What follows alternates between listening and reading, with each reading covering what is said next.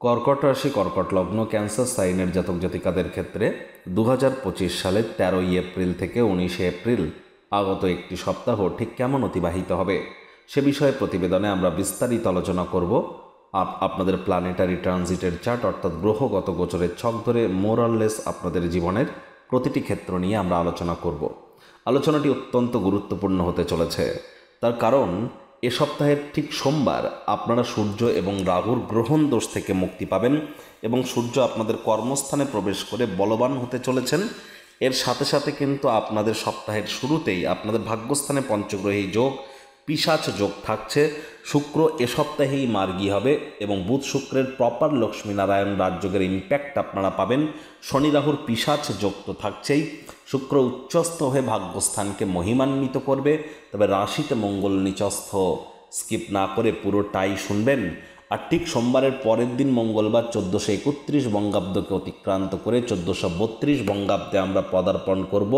এজন্য রাজযোগ চ্যানেলের তরফ থেকে সকল বাঙালি ভাই বোনেদের জানাই অগ্রিমভাবে শুভ নববর্ষের হার্দিক শুভেচ্ছা ও অভিনন্দন।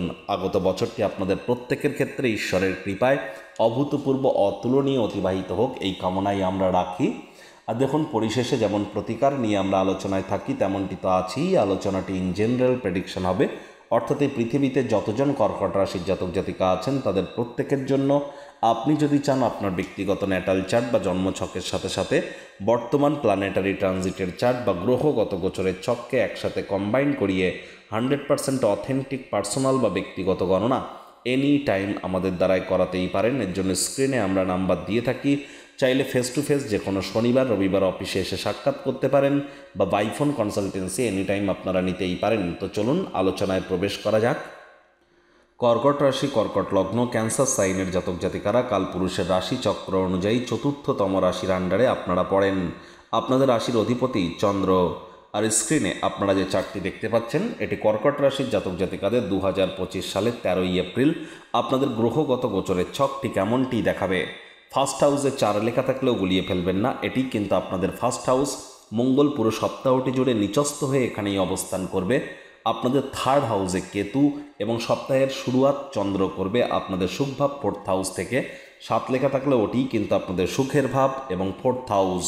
আর আপনাদের ভাগ্যস্থানে কিন্তু লক্ষ্মীনারায়ণ যোগ, জড়ত্ব যোগ, এর সাথে সাথে শুক্র উচ্চস্থ, শুক্র মার্গী হচ্ছে, শনি রাহুর পিশাচ যোগ, বুধ রাহুর জড়ত্ব যোগ, একাধিক সংযোগ কিন্তু আমরা পরিলক্ষিত করছি। বৃহস্পতি পুরো সপ্তাহটি জুড়েই কিন্তু আপনাদের লাভভাবেই গোচর করবে।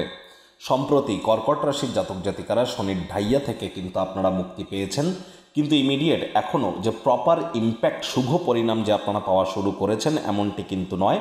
তার কারণ আপনাদের ভাগ্যস্থানে শনি রাহু পিশাচ যোগ এবং গ্রহণ যোগ চলছিল। প্রথমেই গুড নিউজ আপনাদের জন্য যে সূর্য কিন্তু 14 তারিখ সোমবার সকাল 7:08 রাশি পরিবর্তন করে আপনাদের কর্মস্থানে গোচর করে যাবে। এর সাথে সাথে আপনারা সূর্য রাহুর গ্রহণ যোগ থেকে মুক্তি পাচ্ছেন। সূর্য 12 মাস 12টি রাশিতে থাকে, যখন যে রাশিতে থাকে তখন সেই রাশির নাম ধরে তখন তাকে সংক্রান্তি বলা হয়। অর্থাৎ সূর্যদেব এবার মেষ রাশিতে প্রবেশ করছেন, তাহলে মেষ সংক্রান্তি শুরুয়াত তিনি করাবেন। একটি পুরনো ওল্ড সাইকেলকে সম্পূর্ণ করে নিউ সাইকেলের শুরুয়াত তিনি করতে চলেছেন। এর সাথে সাথে কিন্তু আপনারা অবশ্যই যারা সরকারি চাকরিজীবী আছেন, রাজনীতিবিদ আছেন, পলিটিশিয়ান আছেন, প্রাইভেট সেক্টরে অ্যাডমিন লেভেলে যারা কাজ করেন, যারা লিডারশিপ কোয়ালিটিস নিজেদের মধ্যে ইনপুট করতে চান বা লিডারশিপ কোয়ালিটিসকে আপনারা এনহ্যান্স করতে চান, ম্যানেজমেন্ট স্কিলকে, রেপুটেশন, কারেজ, এর জন্য কিন্তু এই সপ্তাহটি আপনাদের ক্ষেত্রে অত্যন্ত গুরুত্বপূর্ণ। সরকারি চাকরিজীবী বা পলিটিশিয়ান বা যারা রাজনীতিবিদ বা যারা কোনো প্রকার উচ্চতর পদে ছিলেন তারা হয়তো বেশ কিছুটা দিন ধরে, বেশ বলতে গেলে প্রায় 1 মাসের কাছাকাছি আপনারা বিভিন্ন বিব্রততার সম্মুখীন আপনারা হয়েছেন। এবার সেখান থেকে কিছুটা হলেও রিলিফ আপনারা পেয়ে যাবেন। আপনাদের মধ্যে নেতৃত্ব দেওয়ার ক্ষমতা বৃদ্ধি পাবে। যোগ্য কর্মচারী হয়ে থাকলে প্রমোশন, পদোন্নতি, স্যালারি ইনক্রিমেন্টও কিন্তু আপনাদের অবশ্যই হতে পারে, অথবা কাজে কিন্তু আপনাদের মধ্যে গতি আপনারা অনুভব করতে চলেছেন। এরই সাথে সাথে শুক্র যেহেতু 15 তারিখ পয়লা বৈশাখের দিন তিনি কিন্তু উচ্চস্থ তো আছেনই এবং তিনি মার্গীও হবেন। তাহলে আপনাদের ভাগ্যস্থানে লক্ষ্মীনারায়ণ রাজযোগ প্রপার ওয়েতে অ্যাক্টিভেট হয়ে যাবে এবং শুক্র আপনাদের সুখভাব এবং লাভভাবের অধিপতি। তাহলে এই সপ্তাহটিতে মঙ্গল বুধবারের পর থেকে আপনারা কিন্তু অবশ্যই নতুন জমি, বাড়ি, গাড়ি এগুলি ক্রয় করার যোগ আপনাদের বৃদ্ধি পাবে। আয় ইনকাম কিন্তু আপনাদের বাড়তে চলেছে। মনের বিভিন্ন স্বপ্ন কল্পনা বাস্তবে রূপ নিতে পারে। লাক্সারি কোনো আইটেম আপনারা ক্রয় করতে পারেন। আপনারা রোম্যান্টিক মুডে থাকতে চলেছেন এবং ভাগ্যও কিন্তু আপনাদেরকে ধীরে ধীরে সঙ্গ প্রদান করা শুরু করে দেবে। দেখুন, চন্দ্র কিন্তু সপ্তাহটি শুরুয়াত করছে কোথায়? আপনাদের 4th হাউস থেকে। রবিবার সকাল 7:38 চন্দ্র আপনাদের 4th হাউসে গোচর করে যাবে, সেখানেই থাকবে। মঙ্গলবার রাত 8:26 পর্যন্ত। তাহলে রবিবার, সোমবার এই 2 দিন এবং মঙ্গলবার সকালবেলা সারাটা দিন, রাতের বেলার আগে পর্যন্ত, দিনের আলো থাকাকালীন, রবিবার, সোমবার এবং মঙ্গলবার দিনের আলো থাকাকালীন এই সময়টিতে আপনারা মায়ের জন্য আপনারা আবেগপ্রবণ কিন্তু হতেই পারেন। তবে হ্যাঁ, কোনো প্রকার গুরুত্বপূর্ণ সিদ্ধান্ত যদি গ্রহণ করতে চান, গুরুজন বিশেষজ্ঞদের কাছ থেকে পরামর্শ নিয়েই কিন্তু আপনাদের এগিয়ে যাওয়ার পথ আমরা কিন্তু আপনাদেরকে খোলা রাখতে বলবো। এই চন্দ্রই কিন্তু আবার শুক্রবার সকাল 8:20 পর্যন্ত থাকবে কোথায়? আপনাদের 5th হাউসে, অর্থাৎ মঙ্গলবার রাত থেকে শুক্রবার সকালবেলা পর্যন্ত। তাহলে বুধবার, বৃহস্পতিবার এই 2টি দিনই চন্দ্র কিন্তু আপনাদের ফুল 5th হাউসে থাকতে চলেছে, যার কারণ বুধবার, বৃহস্পতিবার অনেক কর্কট রাশির জাতক জাতিকারা স্টক মার্কেট, শেয়ার মার্কেট থেকে লাভান্বিত হতে পারেন। এর সাথে সাথে কিন্তু যারা প্রেমে পড়েননি তাদের জীবনে স্বপ্নের নারী পুরুষের আগমন কিন্তু বুধবার, বৃহস্পতিবার ঘটতেই পারে। একটু প্রচেষ্টা আপনাদেরকে করতে হবে। যারা লাভ ম্যারেজের জন্য প্রচেষ্টারত ছিলেন, আপনাদের প্রেম, পারিবারিক, সামাজিক স্বীকৃতি লব্ধ কিন্তু হতেই পারে। যে সমস্ত দম্পতি সন্ততি প্রাপ্তির প্ল্যানিং করছিলেন, বিশেষ করে প্রথম সন্তান, তাদের জন্য কিন্তু বুধবার, বৃহস্পতিবার গর্ভধারণের জন্য অত্যন্ত শুভ একটি সময়। বা কোনো প্রকার প্রেগনেন্ট মহিলাদের জন্য এই দিন আপনারা যদি কোনো সার্জারি করতে চান বা আপনারা যদি কোনো প্রকার সন্তান প্রসব করতে চান, তার জন্য কিন্তু সময় সুযোগ খুবই ভালো। শিক্ষার্থী, বিদ্যার্থী যারা আছেন, যারা স্কুল লাইফে পড়াশুনো করছেন, তাদের জন্য সময় সুযোগ ভালো। আর এ সময় আপনাদের জীবনে গুরু প্রাপ্তির যোগ কিন্তু পরিলক্ষিত হচ্ছে। যারা দীক্ষা নেননি তারা কিন্তু দীক্ষা গ্রহণ করতে পারেন। বুধবার, বৃহস্পতিবার অত্যন্ত শুভ পরিণামদায়ক ফলাফল আপনারা পেয়ে যাবেন। এ বিষয়ে কোনো সন্দেহের অবকাশ নেই। পেটের সমস্যা থেকে থাকলে সেখান থেকে কিন্তু আপনারা কিছুটা হলেও রিলিফ কিন্তু পেতে চলেছেন। এই চন্দ্রই কিন্তু শুক্রবার সকালবেলা প্রবেশ করে যাবে আপনাদের 6th হাউস, রোগ, ঋণ, শত্রুর ভাবে। সেখানেই থাকবে রবিবার সকালবেলা সন্ধেবেলা পর্যন্ত। তাহলে শুক্রবার, শনিবার এই 2টি দিন চন্দ্রের কারণে আপনাদেরকে যেটি বলবো, রোগ, ঋণ, শত্রু 3টি ব্যাপারেই কিন্তু সাবধান থাকতে হবে। বিশেষ করে শনিবার এই দিনটিতে যদি কোনো প্রকার, শনিবারের দিন যদি আপনারা লক্ষ্য করেন, শুক্রবার বা শনিবার ছোটোখাটো রোগ শোক যদি দেখা দেয়, ইমিডিয়েট চিকিৎসকের পরামর্শ নেবেন। নিজে থেকে মেডিসিন কিনে যেন খেতে যাবেন না, মেডিসিনের উপরে নির্ভরশীলতা বেড়ে যাবে। স্বামী স্ত্রী একে অপরের শরীর স্বাস্থ্যের দিকে অতিরিক্ত নজর কিন্তু প্রদান করতে হবে। বেকার যুবক যুবতীদের প্রচেষ্টা আরও জারি রাখতে হবে। এ সপ্তাহেও কিন্তু আপনাদের মেজাজকে চড়ে থাকতে দেখবেন। হুটহাট করে রেগে যেতে পারেন। রাগ কিন্তু স্বল্প পাগলামির একটি রূপান্তর মাত্র। রাগকে কন্ট্রোলে রাখুন, তা না হলে সমস্যা কিন্তু বাড়তে পারে।